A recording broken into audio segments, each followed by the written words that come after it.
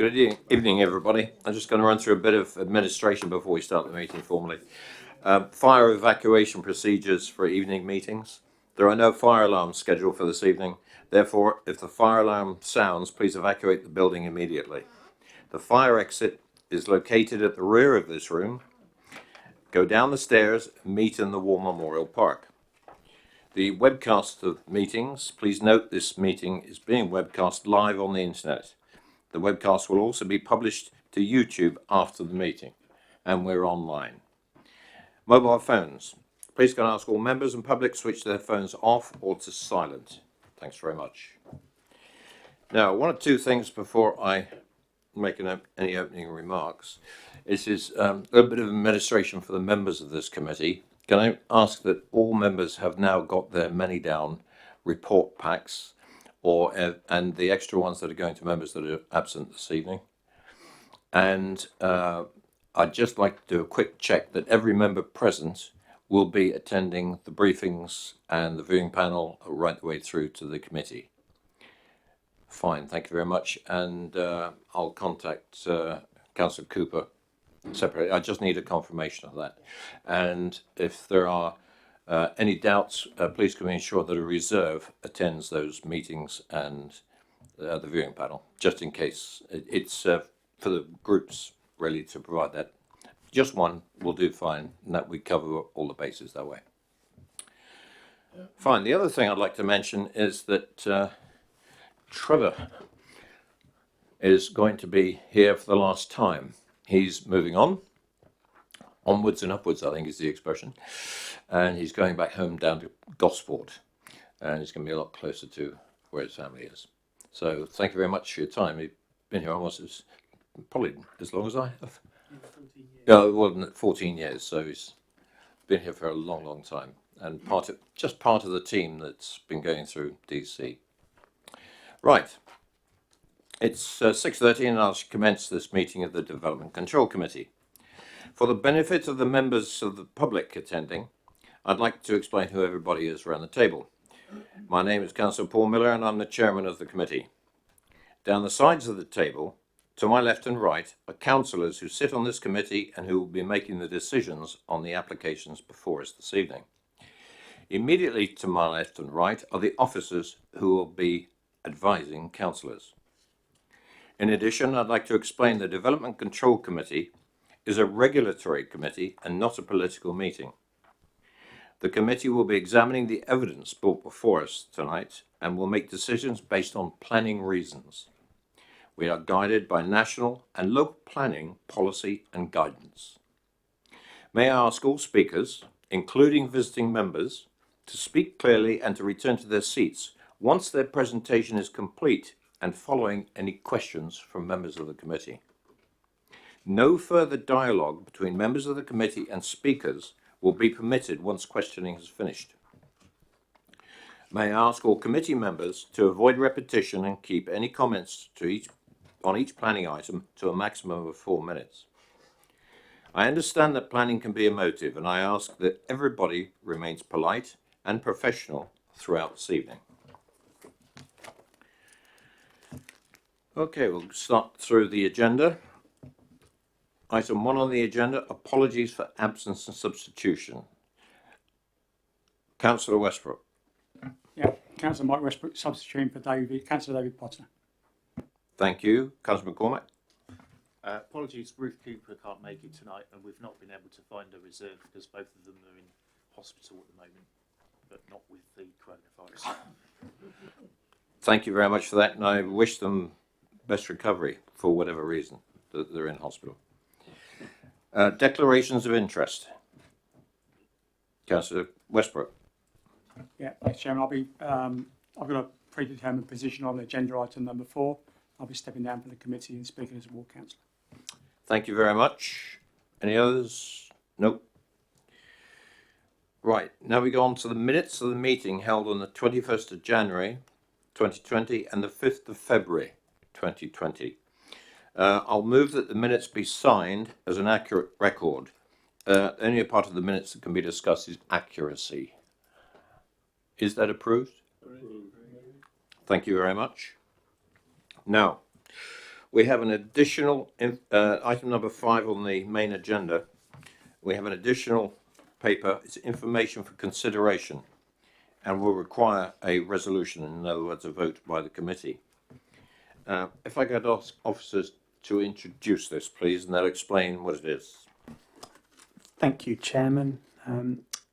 The proposal relates to an application that was presented to the Planning Committee on the 5th of February for the erection of a two-bedroom dwelling at Meadowbrook Farm in Wootton Hill.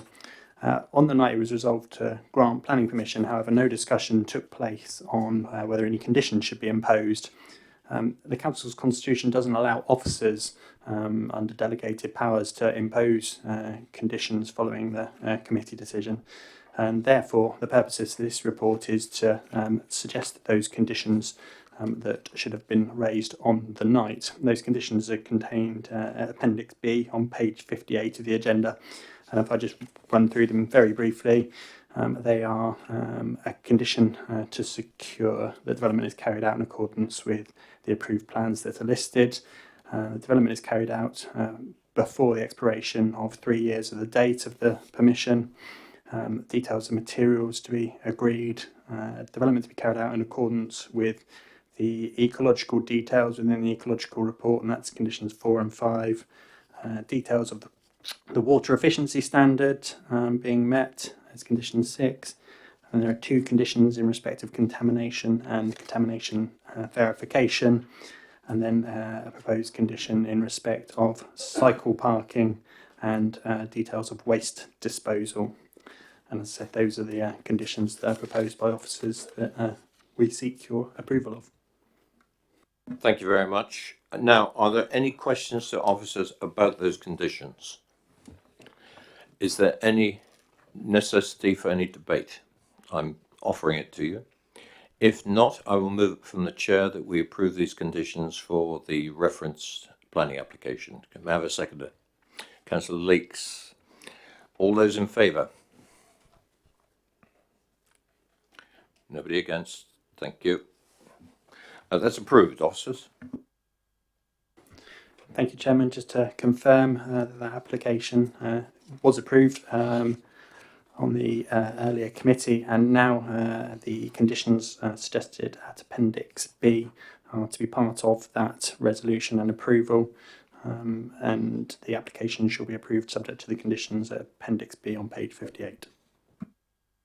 Thank you very much. We now move on to the substantive items on the agenda.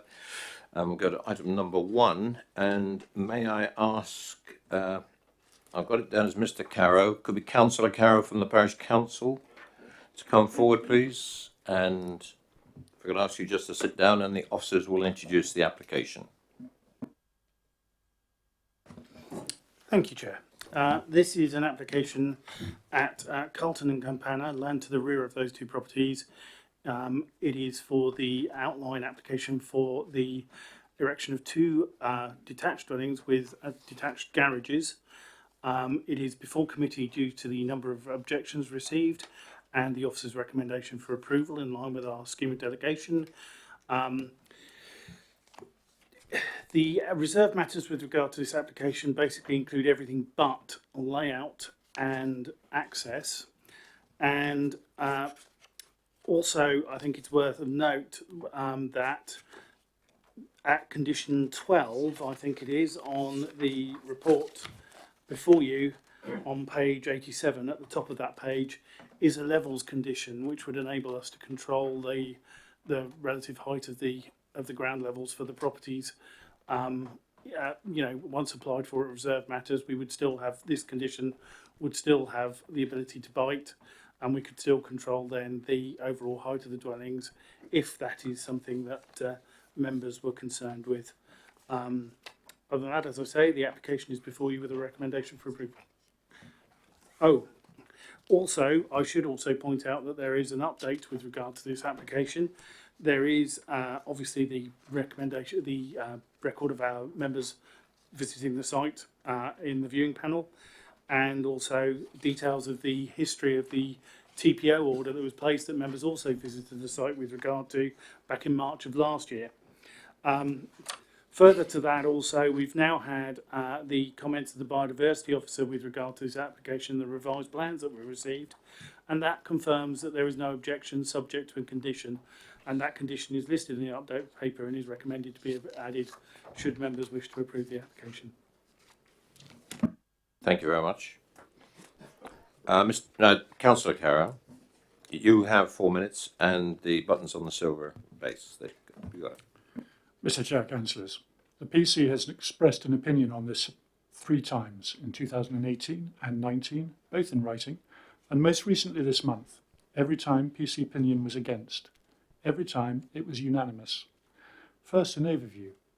The Building Better, Building Beautiful Commission, ideals promoted by our local MP Kit Malthouse, reported to the government in January, highlighting these key themes: promoting beauty, refusing ugliness, and promoting stewardship. They stress the harmony of place and those who settle there, preventing ugliness that destroys the sense of place, and stewardship, which should enhance the environment where new development occurs, adding to health, sustainability, and biodiversity. The report emphasises in particular neighbourhoods, creating places, not just houses, especially gentle density, with clear backs and fronts. This is supported by paragraph 124 of the NPPF. With Carlton, no contextual consideration has taken place. This is simply an exercise in shoehorning 2 oversized houses into a cramped and inappropriate space, and should be called out as such. Furthermore, taking just 3 of the 10 characteristics in the National Design Guide: context, it fails to enhance the local surroundings; built form, this infill lacks coherence with its surroundings; and nature, no benefit derives from placing houses so close to breach cops. Second, I wish to quote your own Design and Sustainability SPD. We've drawn extensively on these for our neighbourhood plan and consider them excellent. Part 2 sets out key design principles, among them 4 for high quality buildings. 1. The bulk and massing of buildings need to be attractive and well related to the context. 2. Ensure that the scale of buildings is well related to the context.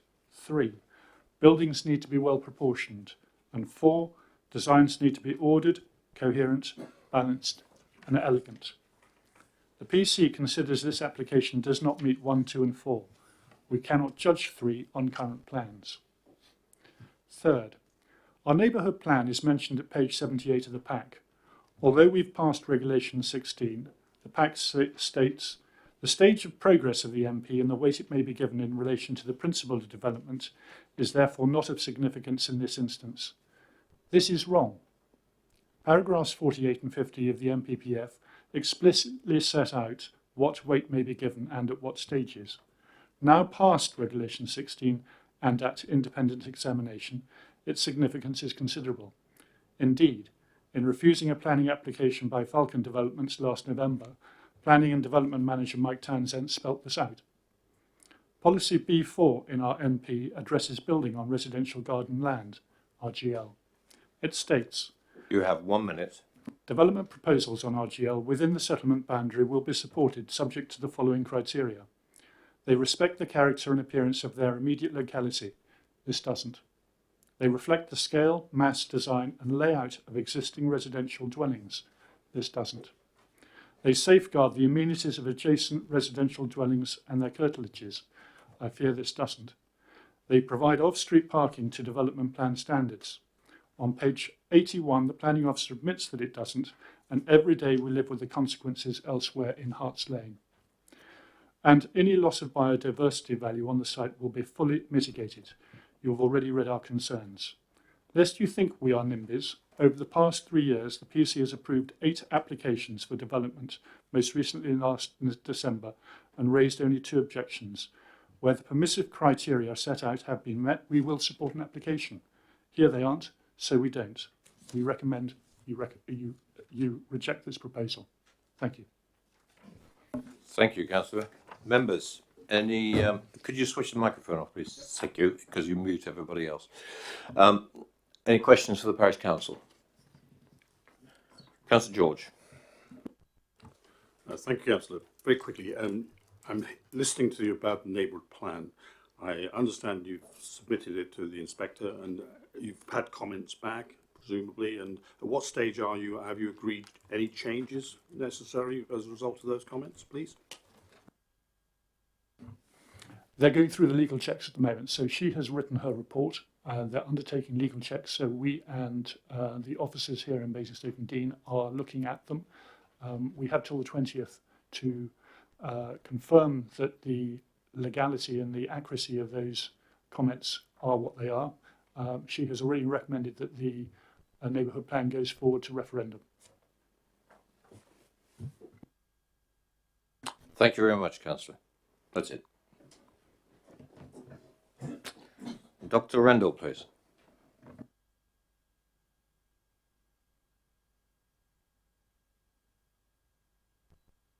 Good evening, and you have 4 minutes, and you found the button. Good evening. I am formally representing the collective objections of 13 of the neighbours, including those of both properties directly adjacent to the proposed development.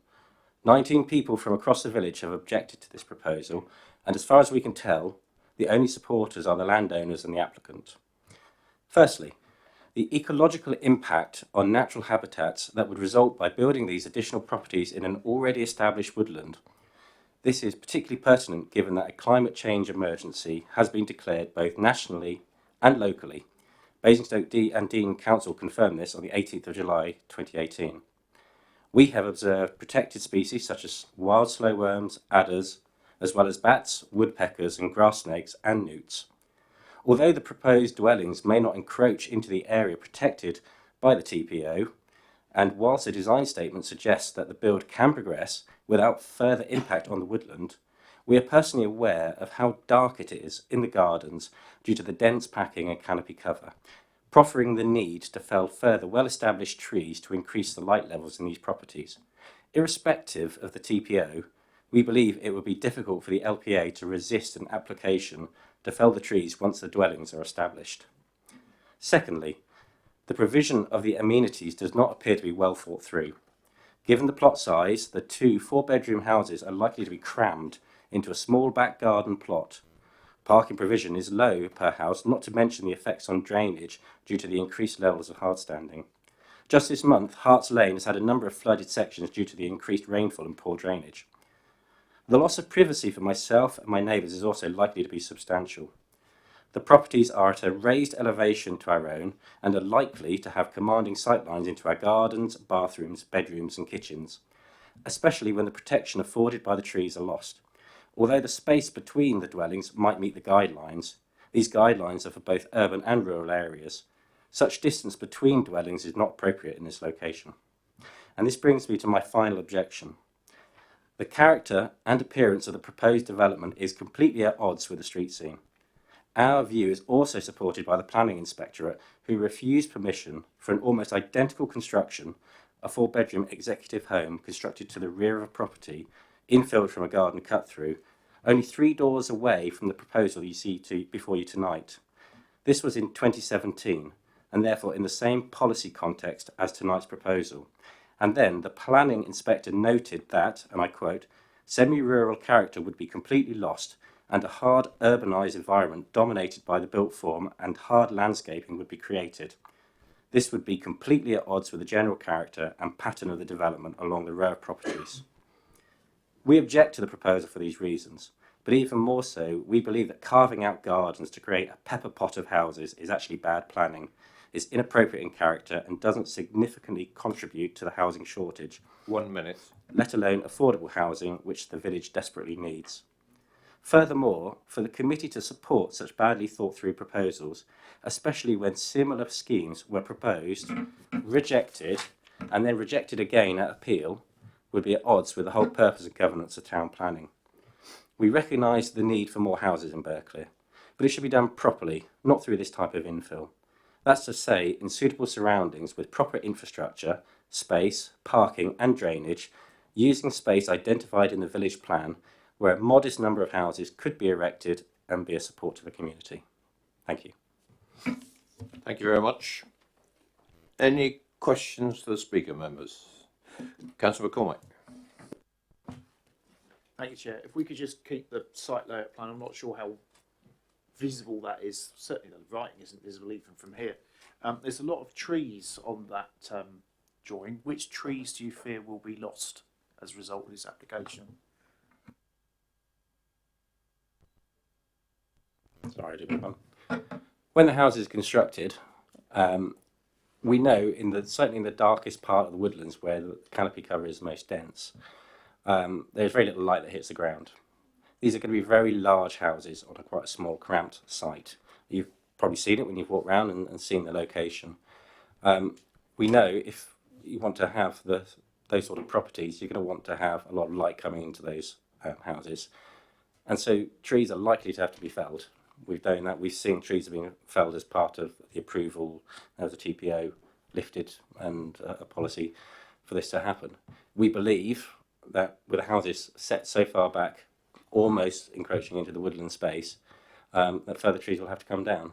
And those trees are affording cover for myself, other neighbours, protecting our properties.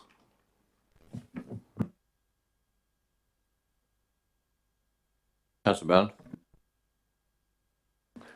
According to the orientation of that map, the light is coming from the south mainly. So, do you still stand by the fact that your trees will need to come down? Yeah, so as a resident, just adjacent to those properties, the sun moves from the bottom left-hand corner to the top sort of left-hand corner. It moves across that axis. So in the latter part of the day, the sun will be coming in, almost from the top down into the gardens area. So that section from midday onwards will be pretty dark. Right, fine. Thank you very much, Doctor. Mr. Battersby, please.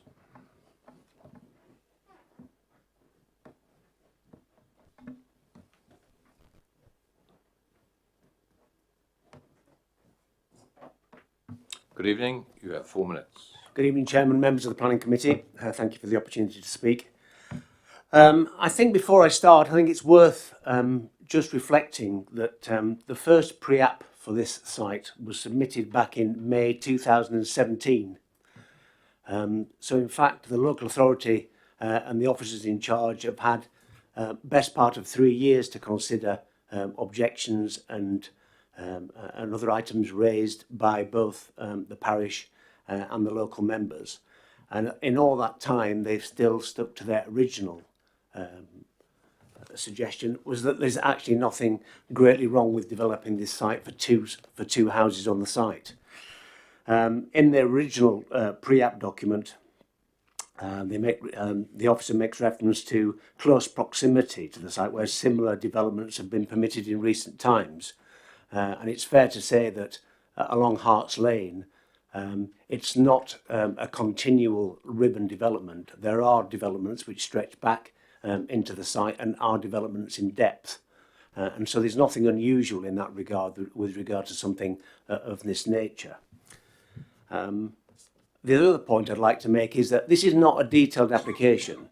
So there are no suggestions that we will have approved tonight, any form of plan, layout, elevation, size or physical dimensions of the site. So to be able to say that things will be overlooked or that you will see them or that they will be of a specific height is clearly not the case at the moment, because all those matters are reserved for future decisions in which you as members and the planning officers themselves will have complete control, and that's over sight lines, levels and all the rest of it. If there are any concerns, obviously those will be dealt with at the time. In terms of the current application, I mean, we would reiterate the points raised as reasons for approval in the committee document. And if you refer to them, I mean, they're very clear, and we would stand by those ourselves, in that the proposed housing development is located within the settlement policy boundary and is considered to represent a sustainable form of development in accordance with the National Planning Policy Framework. It would respect the needs of the trees. There are no objections in terms of biodiversity, even though we've heard tonight that obviously people have concerns with that. But the officers have again had the best part of 3 years to investigate what could be accommodated on this site in terms of trees and biodiversity, and no one has raised any objections. Similar with highways, we've had exhaustive discussions with all officers and with the planning officer himself with regard to any issue that might compromise this site, and we've managed to reach an agreement on all aspects of it. Furthermore, your officers confirm that the development respects the character of its surroundings in terms of the street pattern, plot size, layout and form. You have 1 minute. And as such complies with the National Planning Policy Framework.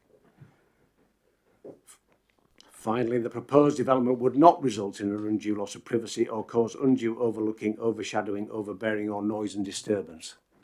Again confirmed by your officers. It's a relatively modest development of 2 properties at the rear, which, when complete, I'm convinced would not be out of place and would actually be barely glimpsed from the street scene. Anybody who's been down Harts Lane and looked last week would have seen that on the street frontage, the houses and the existing hedging and landscaping pretty much obscure most of the view of the rear of the site. So we would respectfully request that obviously the officers, the fact that 3 years have been spent on this application, that we should follow at least the advice given by your own officers. Thank you very much. Thank you. We're going into questions to you, and I'm going to start off with the first one. Can I confirm you said that layout wasn't going to be considered in this application? I meant in terms of floor plans, everything else, all we've got is we've 2 properties on the site and access. But specifically, it's layout. That is written in our report. Yeah. And it was ticked off on the application form. Yeah. I just wanted. Yeah, no, you're quite right. 2 houses positioned where they are on the site, but in terms of how big they are, the plan, the size, the windows, the layout, and how tall they are, none of that is down for approval. Thank you very much. I just wanted to make it clear that members understood that. Understood. Councillor Westbrook, Yeah, good evening, Mr. Ashby. can you switch your microphone off, please? That's it. Good evening. Yeah, I didn't have the opportunity to go on the site being a substitute, but can I just ask, I think the plans have been readjusted to accommodate the trees. That's my first question. You can confirm that. Secondly, Mr. Carroll from the Parish Council talked about achieving well-designed places and, you know, creation of high-quality buildings. Part of the same paragraph of the NPPF talks about effective engagement, which you've talked about with the council, but it also talks about engaging with communities and talking to residents. So I wondered how much of that you've participated in. No, we haven't undertaken any immediate or a direct contact with the parish on this application. We have in the past on other applications or on large scale applications, but we weren't looking in terms of detail in regard to this one. It was more a matter of principle rather than anything else. So there was felt that there would be very little gained by just talking about an access and and 2 plots on the site. Yes, you're quite correct that the houses were slightly adjusted and changed, and in fact we reduced from double garages to single garages during the course of the application.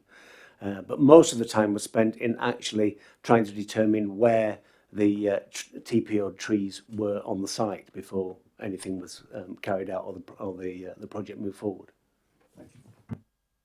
Councillor Bound. Thank you. The indicative layout, I presume that's your indicative layout there. Down the left-hand side says 2 4 to 5 bedroom properties. Now, looking at the indicative layout, it only looks to me as though you've got 3 parking, 1 garage, 2 parking spaces per property. Is that the way that you see it? I think it's possible to fit more cars on the site, but that's the standard that's required. So we've provided the number of car parking spaces shown for that type of property. But whether they end up being 3 or 4 bedroom houses is going to be down to a matter of detail. It says 4 to 5 bedroom properties. Again, it's it's speculation at the moment because we're not applying, we're not being granted permission for, or we wouldn't be granted permission for 4 or 5 bedroom properties. We'd be granted permission for 2 properties on the site, the details of which would then would be subject to reserve matters. Right. No more questions. Thank you very much. Councillor Isaac, please.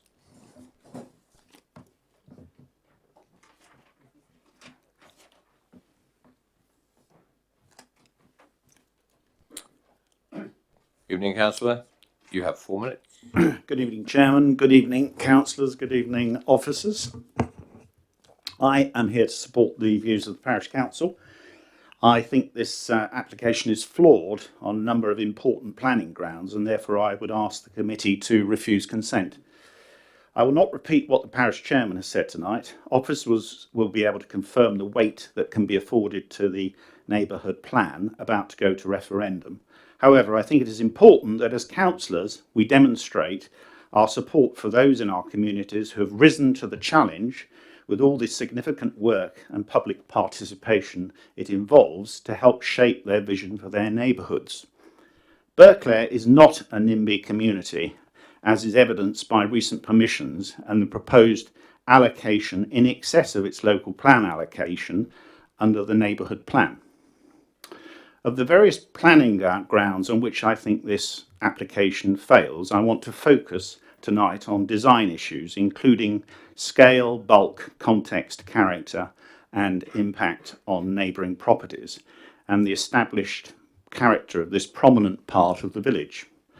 I believe that the site visit made by committee members can only have been very helpful in gaining a full appreciation of the physical and visual context and constraints, hard to comprehend from a report and drawings alone.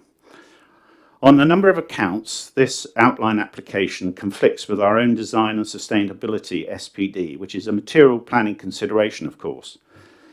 Most particularly because the land rises some 2 metres at the rear, the proposed 2-storey houses would appear to be 3-storey and would dominate and overlook not just the neighbouring properties either side, but especially the 2 applicants' properties directly in front of them. That may be okay for the current owners, but is it good planning and design, which is the test which should be met? Because of the change in levels, the proposed houses would stand out above the roof line of the 2 retained houses directly in front.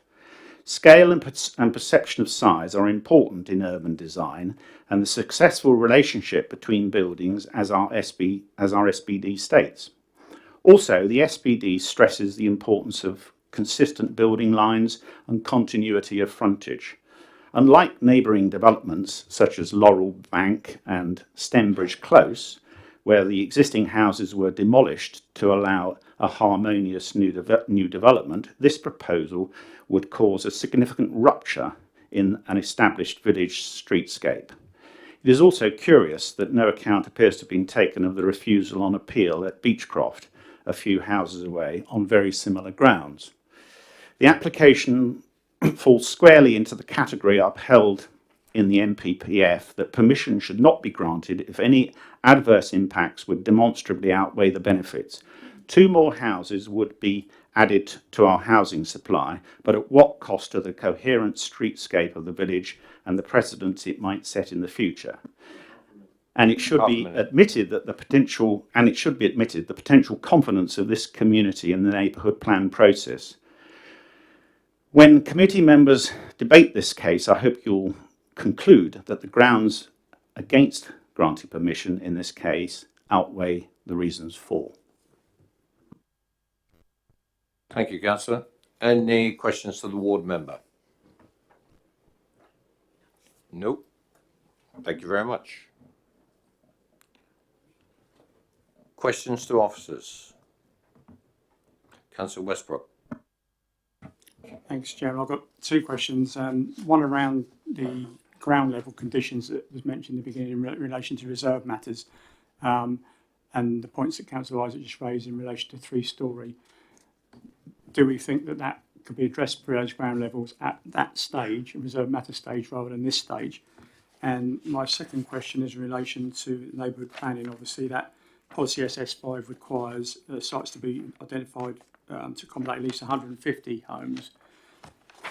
And we look at the top of page 78, it talks about the Berkeley Neighbourhood Plan currently under examination, and as such can be afforded weight in the assessment of plan applications. At the bottom of that paragraph, it says the state of the progress of the neighbourhood plan and weight that may be given in relation to the principal development is therefore not of significance in this instance, which sounds to me a little bit like a contradiction. So if you could maybe clarify that too, please. If I can answer the first question first, the application has a recommended condition for levels in respect of the proposed dwellings. That would therefore need to be addressed either as part of a reserved matters application or as part of a discharge of conditions during the course of the application. Were it to be permitted at reserved matters, there, the condition imposed on this would still continue to bite and would still need to be concurred with as part of the development were a reserved matters application granted. So there would still be the ability to control that, and should members wish to kind of have that considered in full, then obviously that would be possible through the use of this condition. With regard to the neighbourhood plan, essentially the place, whilst the neighbourhood plan does have weight of sorts in the process, the progress that it is made through the process at the moment means that it has a limited degree of weight in the assessment of an application, and I think it's that we're trying to express through the slightly contradictory terms that maybe I've put on paper in front of you. So perhaps if I could just expand on the weight to be attributed to the neighbourhood plan. It is currently at examination, so it has moved through quite a number of the processes, and on that basis I would say you could afford it quite significant weight. The caveat that I would give to that is in the officer report, when they're talking about the principle of development, the site is within, so the dwellings, as you can see by the orange line that's on the site layout plan there, the dwellings are within the settlement policy boundary. So the principle of the development is established. So the point that the officer report is making in respect to the neighbourhood plan is that the weight that you might give to it in respect to the principle of development isn't a matter that brings us on further from the local plan, because the principle of development, for just in pure principle terms, is established because the site is within the settlement policy boundary. So that's the reference to the neighbourhood plan in the officer report. So on that basis, then the settlement policy boundary going through the bottom of the garden then probably won't diminish that in any way, in your opinion. The main part of the dwellings, so the actual built form of the dwellings and their immediate garden space, are within the settlement policy boundary, so the principle of development is established, yes. And just further, reference was made to the adjoining Stenbridge and Laurel Bank schemes, and I think the adjoining sites also had a similar situation whereby the majority of the built form and the gardens, some of the garden was in the settlement policy boundary and an element of the garden was out, but all the built form was within, so this is a similar situation to that. Councillor Tomlin. Thank you, Chair.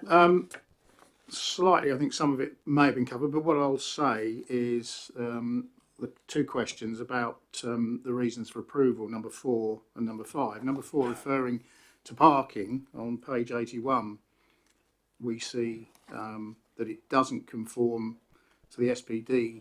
It should have 4 vehicle spaces. It's only got 3, but there is capacity. The question is, that's not in front of us, and we actually don't know what the dwelling sizes are either. So I can't see how reason for approval number 4 could be justified. That's my first question. Can you justify it, please? And number 5 is associated with the question we have about levels. I don't know how we can make a judgment about the impact on neighbouring properties if we don't know levels. So I'd like you to explain your reasoning on number 5 as well. Thank you.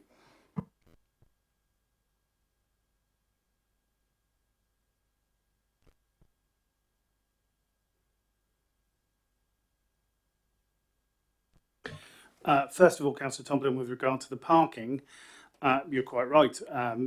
For a 4 or 5 bedroom dwelling, the layout doesn't show adequate parking. However, I think there is more than adequate space within the site to make further provision. And I think, therefore, if it were a full permission, we would probably take that judgment in any case, considering that in most spaces, for example, the one hard up against the boundary, you won't expect tandem parking to occur, and that would be accommodated within the site. But it's not shown marked out in here, so I think that's I think where that comes from.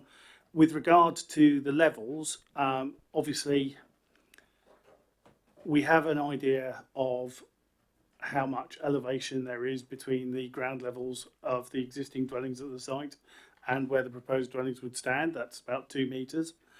If it were councillors' intentions to see that the development could be reduced, dug in to the extent of 2 metres, we would have the capacity to see that through this particular condition.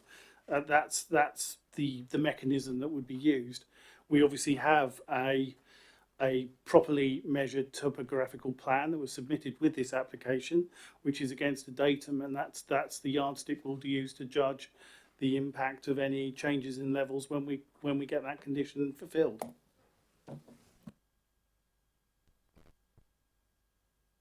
Councillor Robinson. Thank you, Chair. I'm sorry this is a bit long-winded, but there is a question. I refer back to a planning application we looked at in December, which was 1902-458/full, which was Inhurst Lane in Borkhurst for one house. We viewed it on site, and in response to that viewing, there were questions about the tree canopy. And I'll read the officer's comments before I ask the question. It says, in response to the queries raised on the viewing in relation to the 20 metre buffer, box B6 within the Landscape Biodiversity and Trees SPD, states that the buffer needs to be measured from the edge of the canopy of trees to the curtilage of any new development, which would include garden areas. It was recommended for refusal for that reason, and in fact was refused for that reason. And I look at the plans of this, and the curtilage of those gardens is considerably under the canopy of trees, never mind 20 metres from it. And I'm really wanting to know is why is this one being judged totally differently?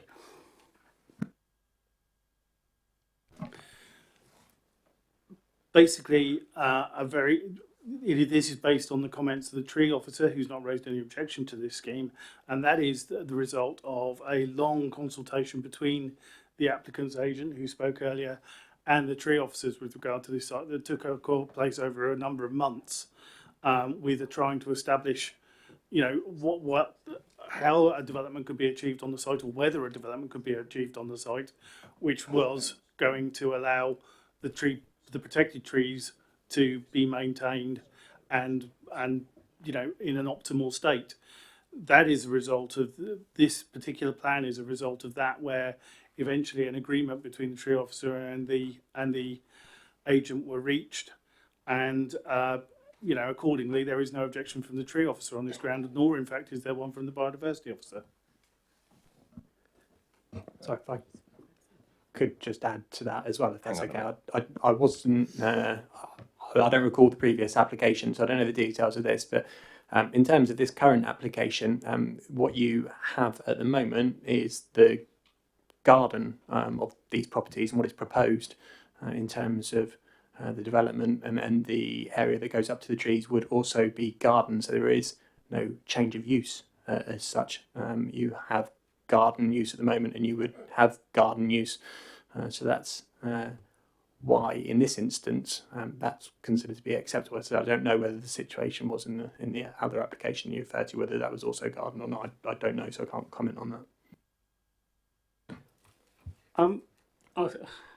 Are we saying that the our SPD, which according to this says the curtilage of any new development should include the garden areas. You're saying that this SPD is subject to the opinion of our tree officer. Is it an SPD or is it the opinion of the tree officer that counts? Can he override an SPD? An SPD it's not part of the policy, it's guidance. But in respect of that guidance, we have to consider, as with all planning applications, not just the policies, but also any other material planning considerations. And in this instance, both the tree officer and the biodiversity officer have no objection because the proposal isn't changing the use of that space. It is currently garden and it will in the future be garden. So they have no objections. Councillor Bound. Thank you. I'm presuming, although we're talking about 4 to 5 bedroom houses and you talked about piggyback parking for them, I don't think that's at all satisfactory. But they could be sort of 2-bedroom bungalows, could they not? That's right, yes. Scale has not been determined at this point. We are merely talking about layout and access. Councillor George. Thank you. I'd just like to come back to the weight of the neighbourhood plan because I think it's an important consideration here. And very quickly, my understanding is from the talking to Councillor Carrow that it's already gone through the inspector's report's already back from the consultation. That was my understanding. Is there anything? Have you gone to the extent of looking to see if there's anything in that inspector's report which would seriously undermine any of the policies which were mentioned tonight? Obviously, our colleagues in the planning policy team facilitate the neighbourhood plan process. They haven't advised us of the latest stage in the process, and as development management officers, we haven't been party to what may or may not have been returned. So we haven't seen that latest information that the parish councillor has referred to, I'm afraid. But nevertheless, I think my colleague Mr Chapman has outlined the fact that the site lies within the settlement policy boundary, so the principle is in effect already established by virtue of its location in any event. Right, end of questions, debate. I'd like to kick this one off. Councillor Robinson. Thank you, Chair. I'll go back to what I was saying before. I appreciate that the officers are not familiar with the case that we looked at in December at Inhurst, but believe me, there is no difference. We refused that because the gardens were less than 20 metres from the canopy of trees, and we're looking at this where the gardens are under the canopy of trees. And I really, really cannot understand how you could refuse one, which we did, and then how this is actually even recommended for approval. Add to that, we don't know whether they're building bungalows or 5-bedroom houses. Add to that the parking provision is inadequate. And whilst I appreciate what the officer said that there is space, at a later date, we cannot enforce changing that space. People can say, I'm happy with my 2 parking spaces, I'll park my 3rd car on the road. There'll be nothing we can do about that. And on that basis, and for those reasons, I recommend refusal. Yes, that's a proposal. I'm taking that as a proposal for refusal. You had your name hand up to speak, Councillor Bound.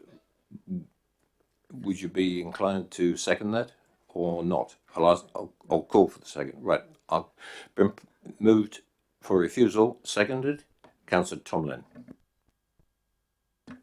Before we go to the vote, reasons for refusal, can we make it crystal clear to the officers, and would there be? Yep, so I understood from Councillor Robinson's proposal, the potential refusal reasons would be based on the gardens being less than 20 metres from the canopy of the trees and therefore in conflict with the landscape and biodiversity SPD, and that parking provision would be inadequate if the development was for 4 or 5 beds. I would point out, as was in the debate, we don't know the size of the units, so if it did be less than 4 or 5, then clearly there would be adequate parking, so I'll just point that out to you.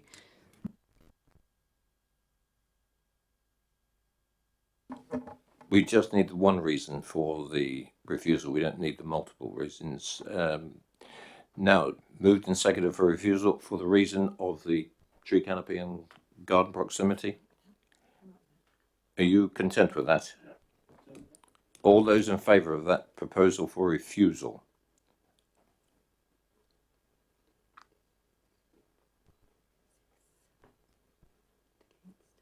All those against? And I will abstain. That's approved. Sorry, that is passed for refusal. Officers? Thank you, Chair. The application was refused as for the reasons related to the buffer between the tree canopy and the development.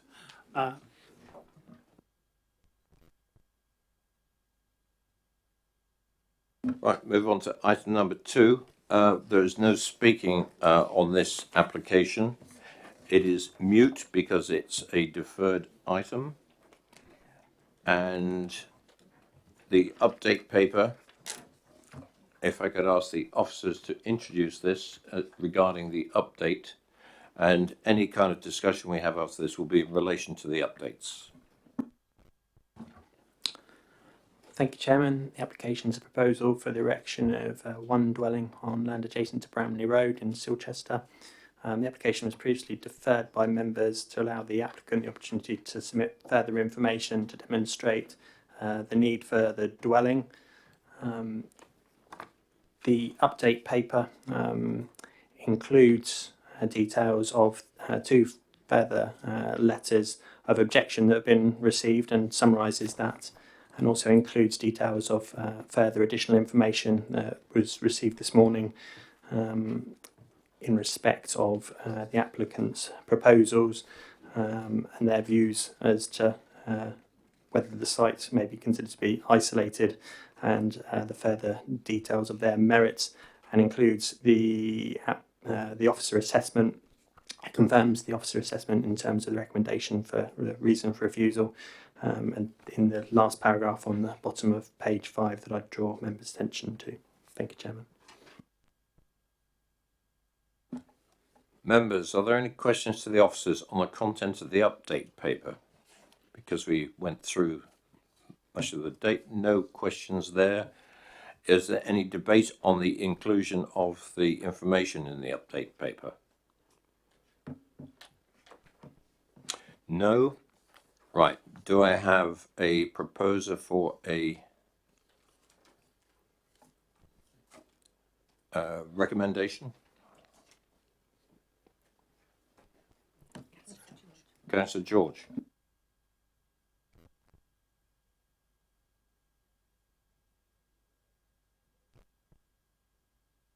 I propose acceptance of the officer's recommendation on this particular application. Do I have a seconder? Councillor Bound. So proposed and seconded for refusal. All those in favour?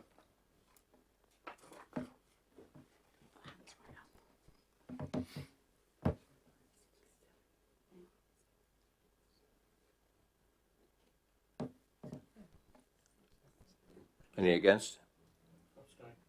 Abstain, abstain, abstain. Thank you very much. That application is refused. Thank you, Chairman. To confirm the application is refused for the reasons set out in the main agenda paper. Move on to item number 3. Once again, a mute item, as it was deferred for viewing. And if I could ask the officers to introduce this with a verbal update to start with.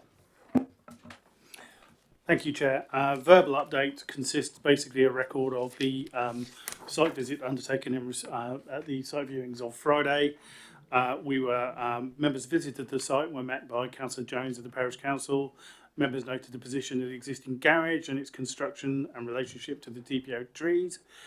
Members also visited the neighbouring property, Collins Cottage, where they were met by Mr. Mann and observed the changing ground levels and the position of the existing garage and the proposed extension to the boundary. That update, by the way, as read out, will be included in the minutes of this particular item on the agenda.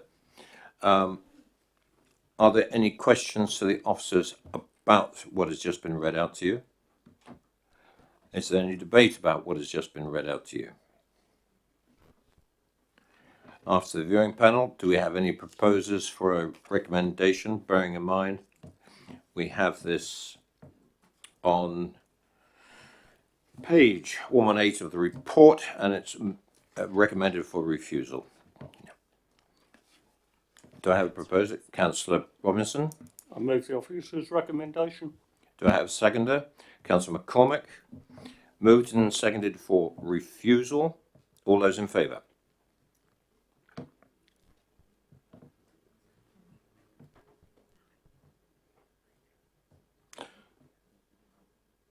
All those against? Abstain? One for abstention. Thank you very much. That's refused, officers.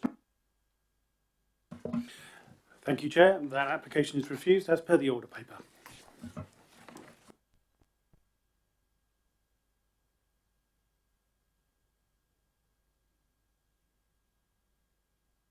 Right, we are now moving on to agenda item number 4. And Councillor Westbrook, put your ward member hat on. You're the only speaker. If you'd like to sit down there, and we'll introduce the application.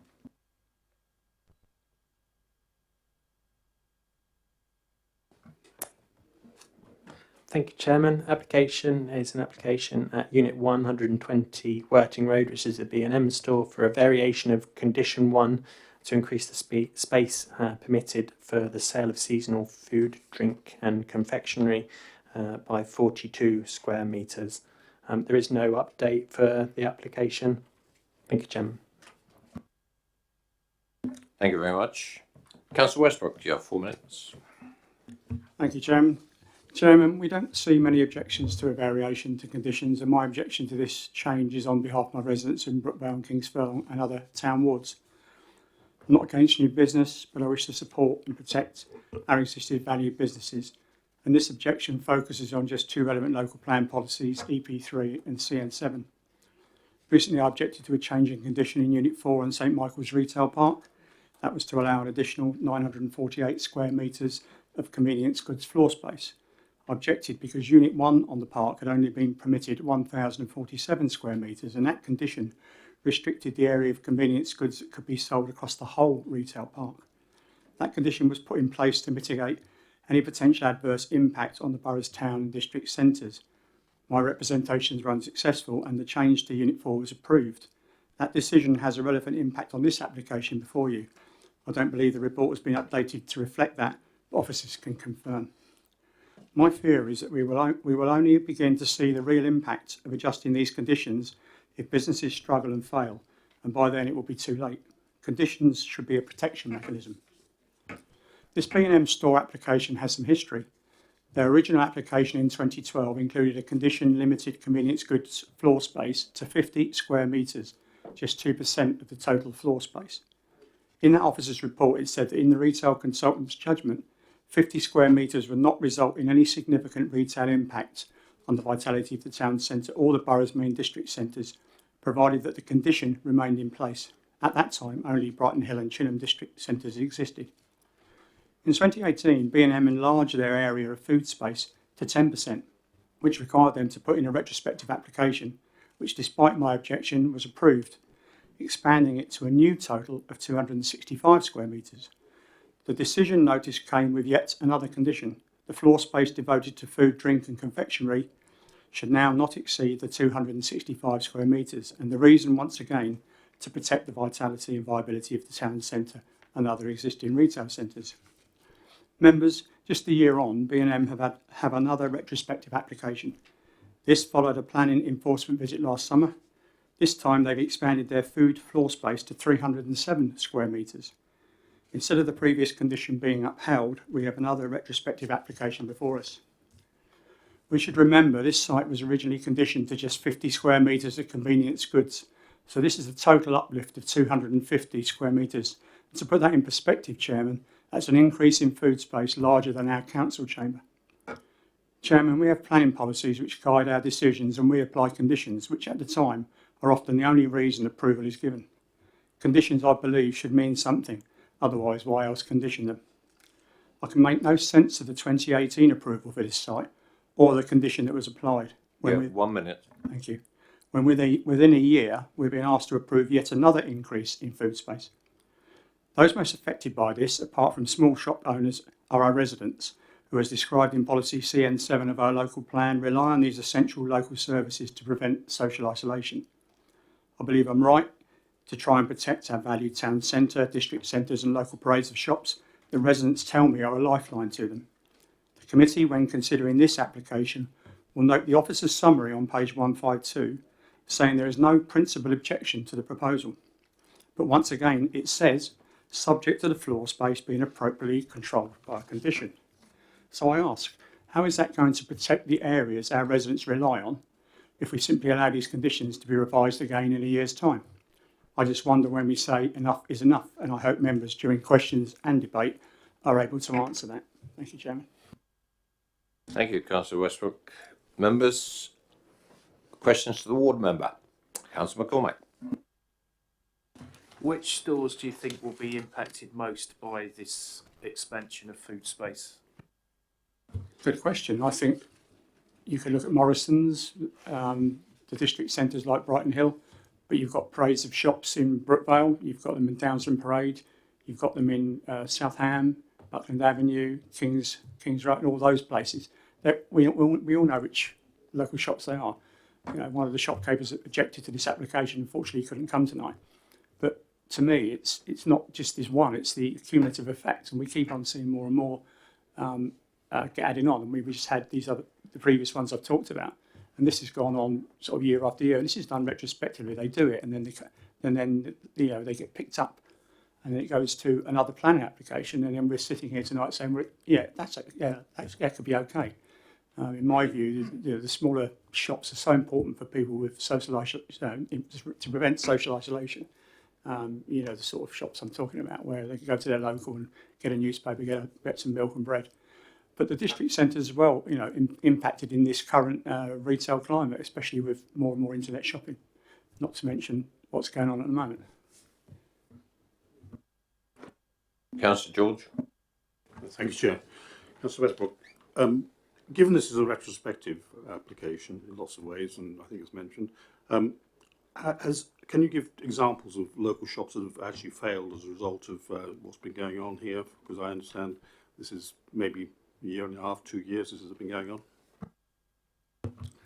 No, I can't, and I don't think we had any, and I think that's my point. This is. I'm trying to be preventative to see this happen, and we've got a policy in place which tries to prevent that.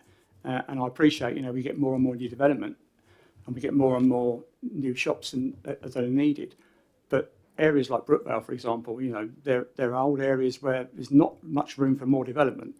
So local people want to, need those local stores, and if those disappear, where do they go? And what does that mean? They're going to be in their houses and not being able to get out. So, I don't know any that have actually failed, but I don't want any to fail, really.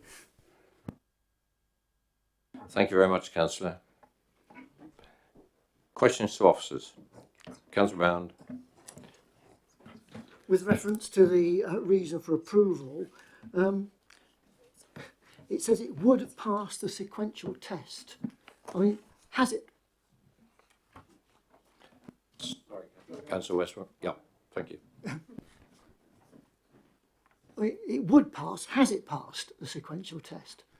And second, it's increased from 50 to 265 to 307.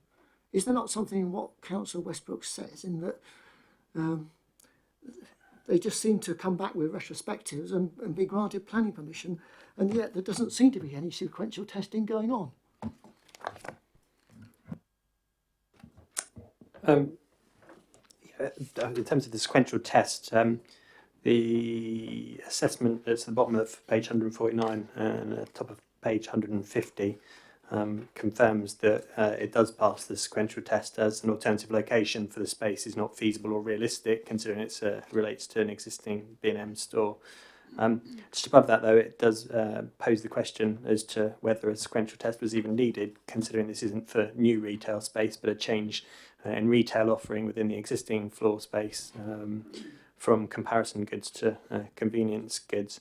And in terms of the assessment that we're making here, the proposal is for an additional 42 square metres of space as convenience goods instead of comparison goods, rather than the baseline 265 that's already approved. So it's whether that 42 square metres change in type of retail would be harmful.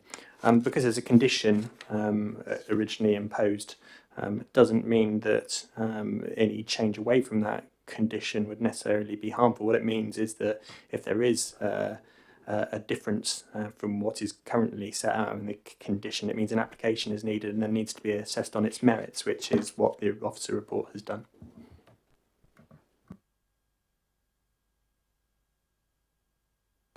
Councillor Tomlin. Thank you, Chair.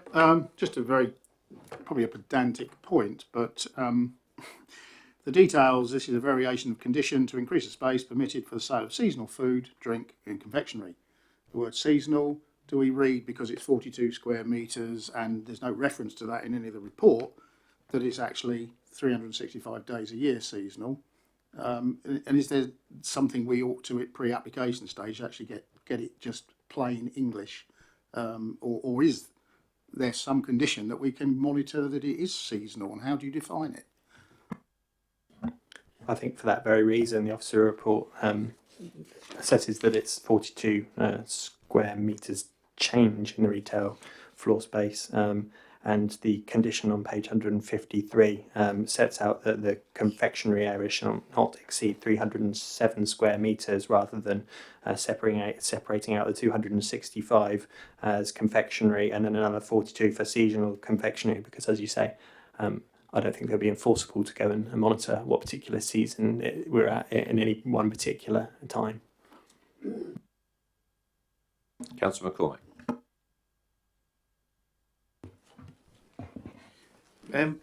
Can you confirm what the total number of square metres in this store is available for retail? Because 307 square metres is something like 3,200 square feet, so it's only going to be a small fraction of the overall floor space in that quite big store. Yeah, it's the total floor space is 2,616 square metres, and this proposal, as I said, is for that 42 square metres increase from the existing confectionery up to the 307 square metres. So we're considering only the 42 square metre change. Right, thus questions, debate, or proposals, the one which Councillor Leeks is moving the recommendation. Do I have a seconder? Councillor Cormack. Moved and seconded for the officer's recommendation for approval. All those in favour?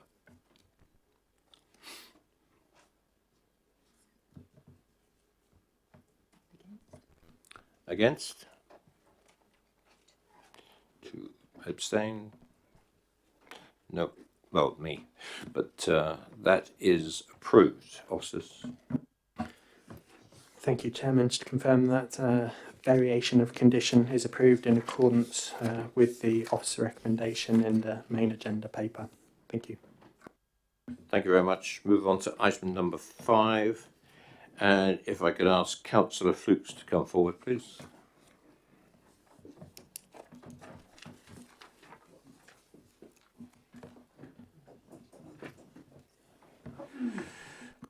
Evening, Councillor. If you'd just like to sit tight, we'll introduce the application.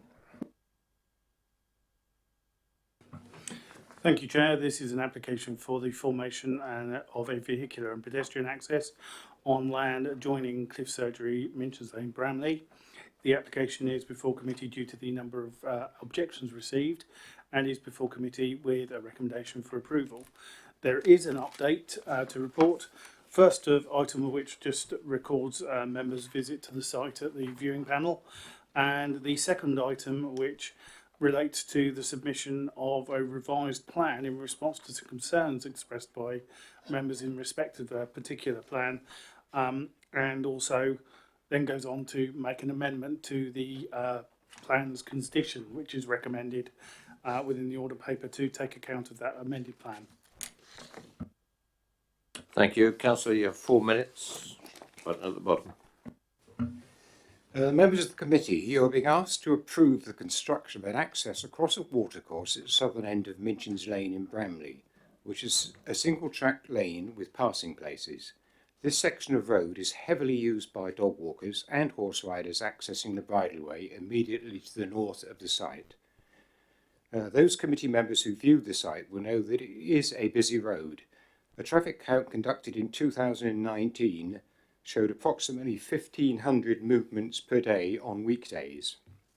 Much of this traffic is avoiding the congestion caused by the railway crossing, which is closed in excess of 30 minutes per hour. They will also have noticed vehicles parked in the road due to limited parking at the adjoining surgery. The surgery is accessed by numerous elderly and infirm drivers who are sometimes confused by the present layout. What will they do if even more complexity is added? Some 25 metres north of the proposed access is the road leading to Bramley Frith, which is used by heavy vehicles serving the National Grid facility. Some 50 metres to the south is an access to 14 dwellings in the course of construction and a small business park. On the opposite side of the lane is St James's Park, a development of 200 dwellings nearing completion. The access to this site does not work as designed, and turning restrictions are regularly ignored. The Highway Authority are aware and confirmed such in 2019, in fact June 2019, but nothing has been done. The junction, this particular junction also floods, causing vehicles entering the new development to do so on the wrong side of the raised centre of the road. And into this dangerous mix, we should also consider a tactile curb pedestrian crossing point, which allows the residents of St James's Park to access a surgery. These will include mothers, possibly with toddlers in tow, who would be endangered by yet more vehicle access points.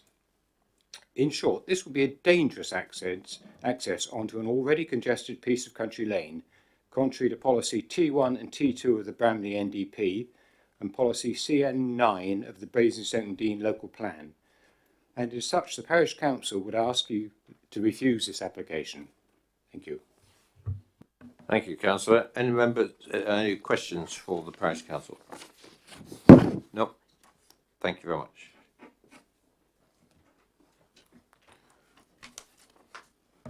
Mr. Oberwan, please.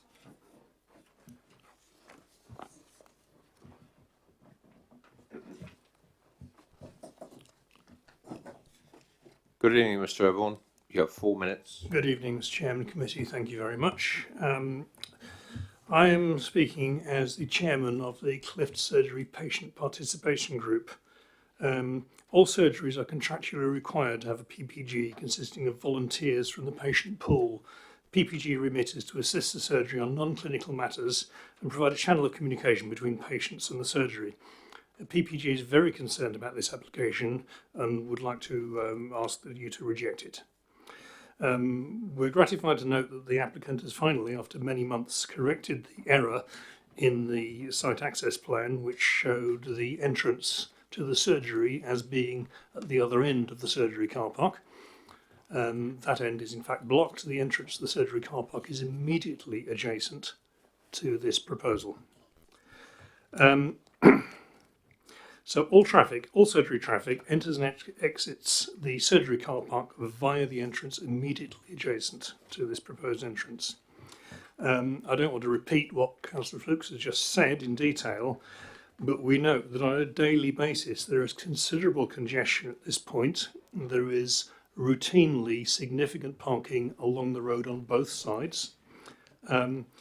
Recently the surgery had to treat a patient who suffered injury whilst leaving the surgery car park on foot as a direct result of congestion and confused vehicle movement. That's happened after only a few months of the recent change in the surgery access. To paraphrase what Councillor Fluke says, there are currently 8 communal entrances to Minchin's Lane within approximately 100 yards of various scales. One of these is the National Grid Access Road, which is immediately adjacent to this proposed access. That access road must support occasional very heavy equipment, and perhaps most importantly needs to be accessible for response to a major incident. In other words, it has to be accessible to fire and emergency services at considerable scale in the event of a major incident at the Frith site. It's already very difficult to ensure that. Hampshire Highways, in the process of the surgery redevelopment, Hampshire Highways required that the existing left hand on the plan access to the surgery car park be blocked because of their concerns over traffic congestion and confused access in this point. So, to reiterate, we think this application should be rejected. However, the PPG would welcome discussion with the applicants on this matter. Thank you. Thank you very much. Members, any questions for the speaker? Councillor Coulson. Thank you, Chair. As you obviously have considerable experience about the functioning of the doctors' facilities, etc., could I ask you to comment on page 159? The question says, a point is made in the application that if refused, then access can be made through the surgery car park. However, there is some doubt about this. Would you agree, or that there is some doubt, and if so, what exactly is the nature of that doubt? Thank you. Right, I should remind you, I'm here as a representative of the patient participation group, not the surgery. Okay. I understood that there was a confused situation regarding access. This came up as part of the surgery redevelopment a year or so ago. I don't actually know what the situation is, and in fact, I'm not sure, to be frank, I'm not sure anybody involved with the surgery does. This is actually why we as a PPG, we're concerned with the patients, not the surgery.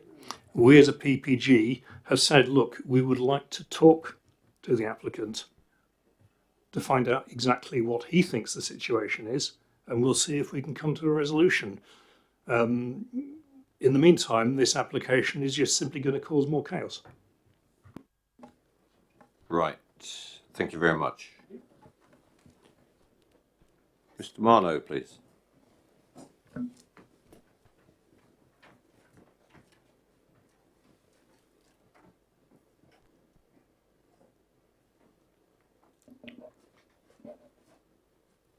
Evening, Mr. Marlowe. You have 4 minutes. It's the silver button down at the bottom of the stand. That's it. Thank you, Chairman and members. To correct any misinformation, false assertions and misunderstandings, I can confirm absolutely that there is no question regarding my client's lawful entitlement to gain access to its land at all times and for all purposes across the forecourt car park of Clift Surgery. There is in place a signed and dated deed which delivers the agreed access and egress arrangements. When this authority on 9th August granted permission in principle for the residential development of my client's land, the resolution followed deputations made to the meeting on the 7th of August by a representative of the patient's group and others asserting that such use would cause access and egress problems. The views of the objectors at that time were not supported by the Highway Authority in its consultation response, nor by the planning officer in his recommendation. Whilst not accepting those assertions, my client has heard those views, and whilst acknowledging that it holds all necessary access and egress rights as at present, it has submitted for determination this application which seeks permission for an entirely separate access into its land. If this application is permitted, it will afford my client an opportunity to seek to negotiate with the doctor's practice terms for the extinguishment of his existing lawful access and egress arrangement. This access proposal is not part of the discharge of the technical details required by the PIP. It's a standalone application. If terms of surrender are not agreed, my client will proceed to seek approval for the technical details as required by the PIP and will undertake the development through the doctor's surgery car park. My client is, by this application... Excuse me, I've got to stop you there. That is not in front of us tonight. What might happen in the future from your client is not relevant to the application before us. I'm sorry, Chair. I was trying to explain the justification for why we have made this application to offer the opportunity to resolve a problem which the doctor's surgery says arises and will arise if we implement our PIP through their car park. Okay, excuse me, I'm going to have a consultation with the officers. Seconds.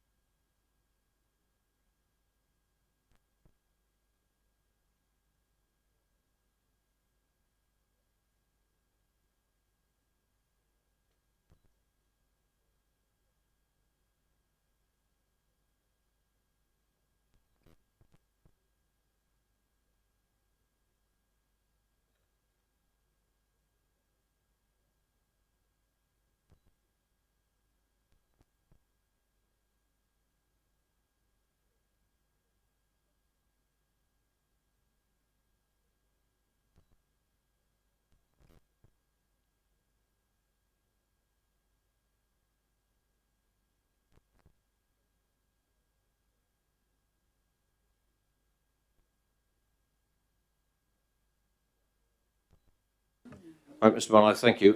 Please continue.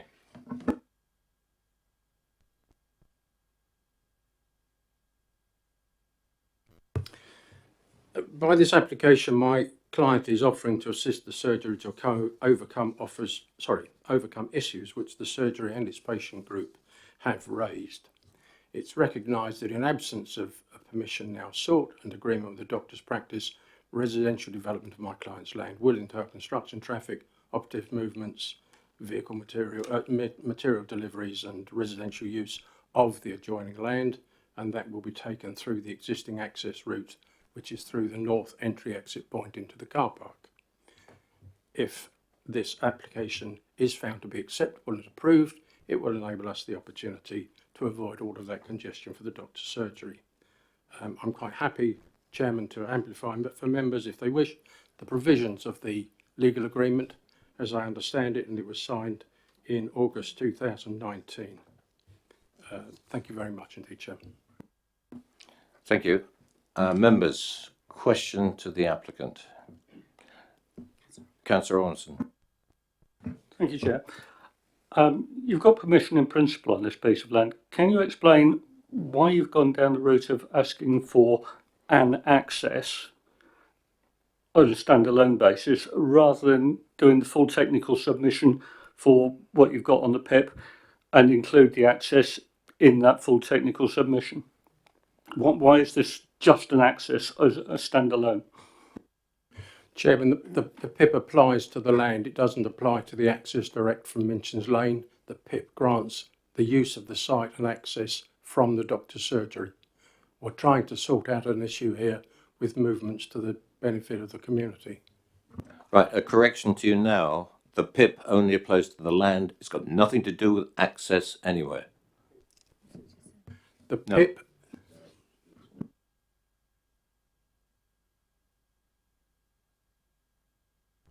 Sorry, can I come back on that? The PIP, as part of the submission made when we sought consent for permission in principle, identified the route of access into that land through the route which my client has secured across the doctor's surgery.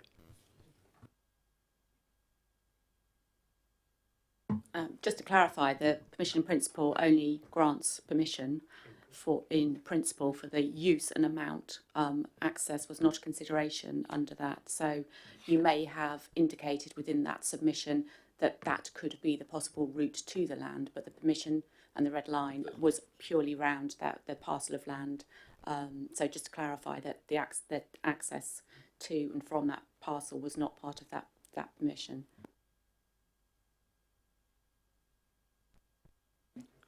Councillor Robinson. Thank you. With respect, you haven't actually answered my question at all. I asked, why have you gone down the route of applying for an access rather than going for the permission in principle to build the houses and the new access all in one go? Why have you split this from the access issue from the technical submission? Well, we were trying to respond to the issues which are raised by the patients group about the potential for conflict in the event that my client's land was developed in accordance with the PIP using the existing access rights which my client has.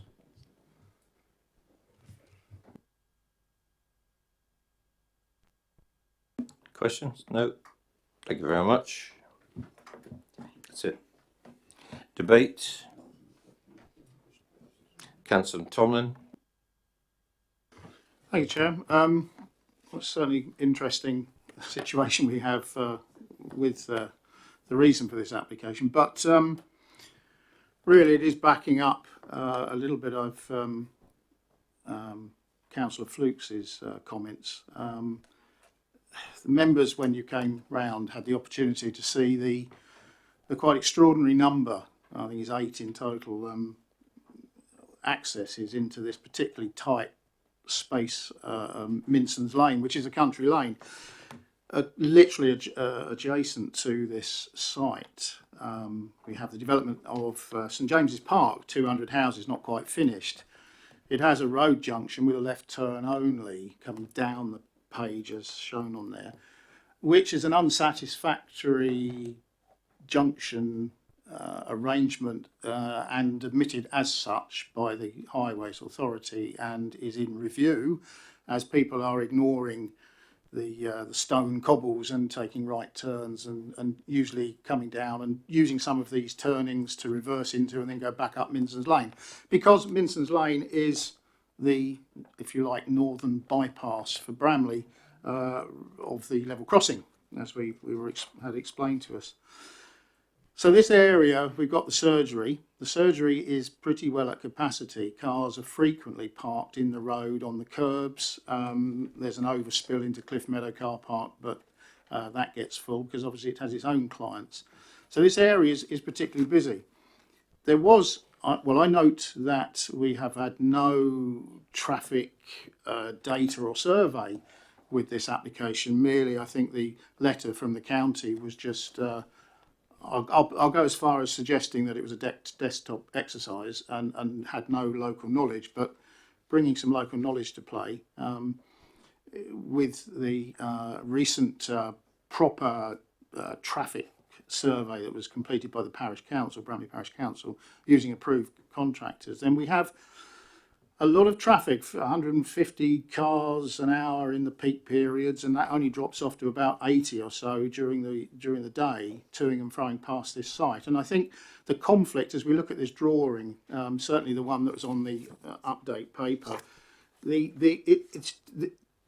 access is sharing the curbing. It's sharing the curbing with not only the doctor's surgery coming out, but it's also sharing it with a footway for the main traffic across from the foot traffic across from the St James's Park. So really, I think this is a road safety issue, and I don't agree with the assessment made by the highways officers in this instance because of local knowledge, and perhaps it's seen as just a country lane. So I would hope members would have a think about that if we carry on our debate. I'll leave that open for others to make their feelings known. Thank you. Thank you, Councillor Tomlin, and I'll give them a bit more time because we're now going to ask some questions of officers. Bearing in mind we were sort of in a bit of a discussion anyway. Councillor Robinson. Thank you, Chair. I'm going to refer back to another planning application again, which is 1503077 HSE, which I don't expect you to recall. It was on a house called Ringshall in, it's about 200 yards from this, and it was refused. Objection to the proposed access due to increased risk and hazard from the nearby junction. That was a single house application for a drive. And as I say, it was refused, and it was some, I reckon, 5 or 6 metres from the nearby junction, which was to a small close. That was recommended for refusal and was refused. And here we've got one that is just 2 metres from an incredibly busy doctor's surgery. Is there a question here, The question is, why was one refused when it's much less traffic and 5 metres from a junction, and this one's up for approval when it's 2 metres from an incredibly busy junction? Once again, we seem to have a complete and utter reversal of the standards we apply. Thank you, Chairman. I think you said it yourself. In terms of officers' assessment, no, we don't recall that previous application. And in terms of our assessment, we have to assess each application on its own merits. That is what has gone on here. Obviously, members are completely entitled to take a different view from officers. So if that is members' view, including having been on a site visit, that they've got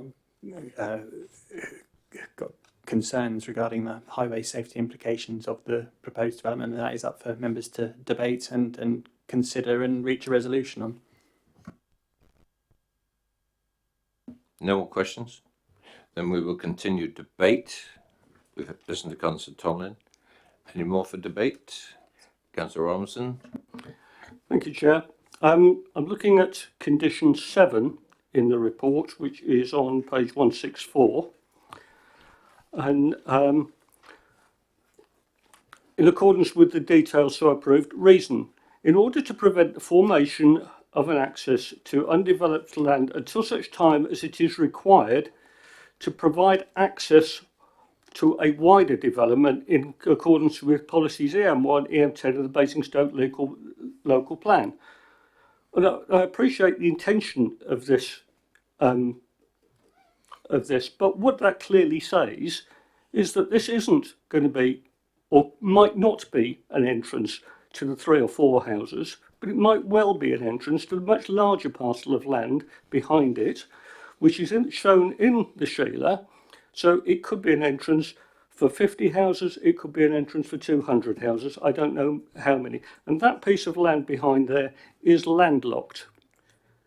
So we are now not looking at a tiny little entrance for a few cars. We are looking, and it quite clearly says in condition 7, we are looking at a much, much larger thing here.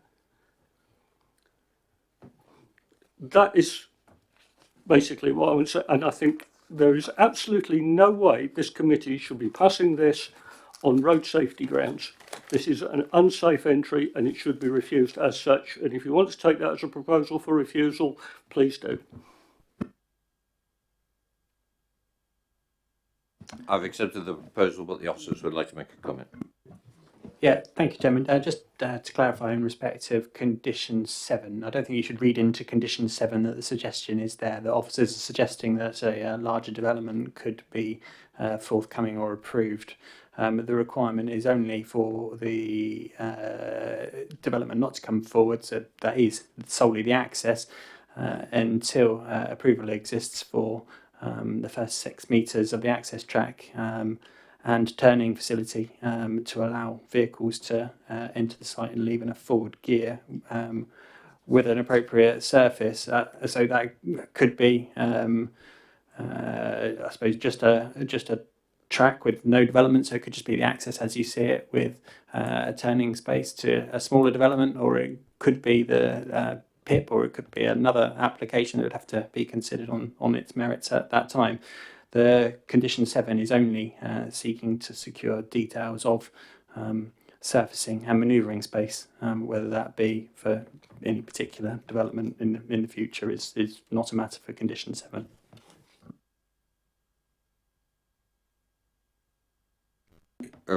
Right. Councillor Tomlin, are you going to second that? Yes, I was going to second it. It was also just a comment on that condition, if I may. Yes, and followed by Councillor Robinson, who's the proposer. Oh, right. At the viewing panel, we had a debate about this very point, and I thought, and I was expecting to see in the amendment paper, extra wording to condition 7 to actually dial out that it was only once the commencement of build of the 4 or 6 houses on that PIP, and that PIP only, would this then be constructed, and only if they started building.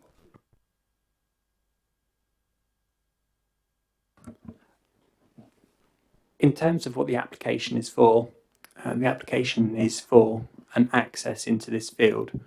It's not although it might be the applicant's intention in the future to have the access to serve housing, whether that be a PIP or anything else. The application here before us is for an access to a field. All that condition 7 is trying to do is secure that if that access is provided, that persons do not enter the site and not have the ability to then leave the site in a forward gear because of the fact that they would be entering a site that would be a field. So it is securing only that the development cannot commence until such time as another approval exists for hard surfacing or surfacing to allow vehicles to enter the site and leave the site in a forward gear.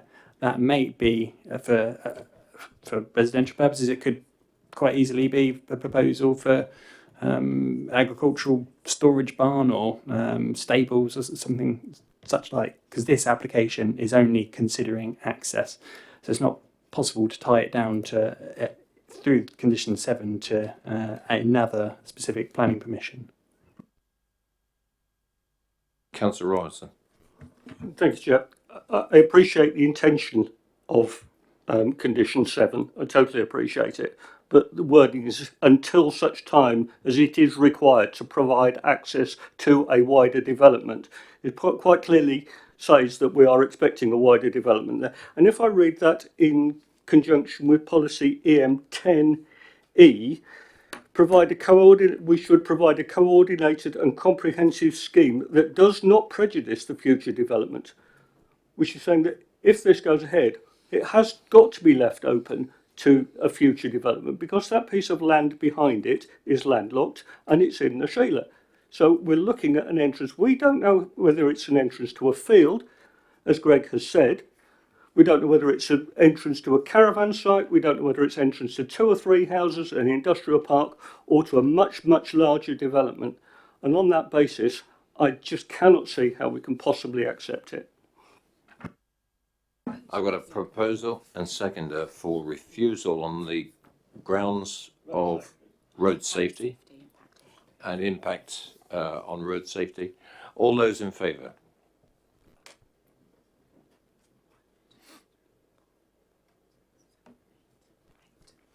All those against? Abstain.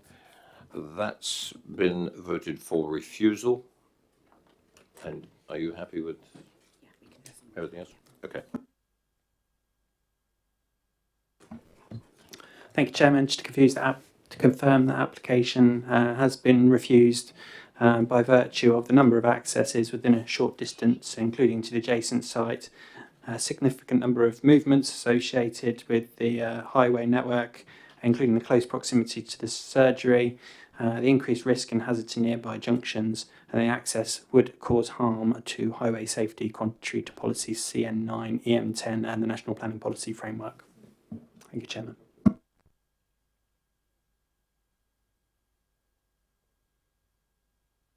Right, thank you very much. That's the end of the agenda, members. End of the meeting. Thank you. I will see you